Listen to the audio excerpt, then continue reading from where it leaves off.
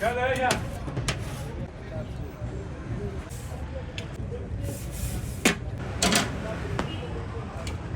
نوم دی سمیع الله او یم د چارسدې تحصیل او ضلع مې چارسده دي.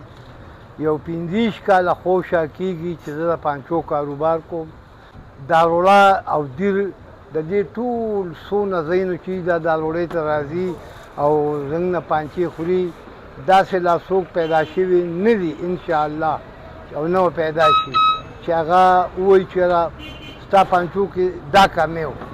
خوراک چې څوک وکړي نو په دې یو ټکي به تاسو پوهېږئ او چې دا ګوته داسې کړي وایي بس منم. زیات نه زیات یوې بجې نه وروستو مونږ بیا نیو.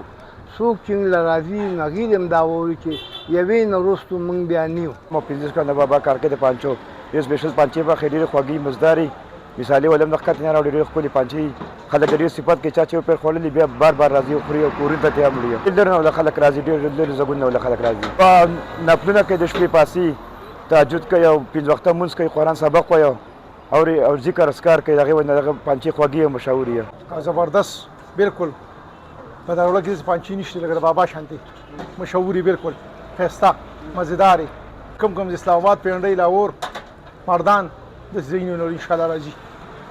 چا خوړلي بس انشاءالله که خیر بیا زیري کوي.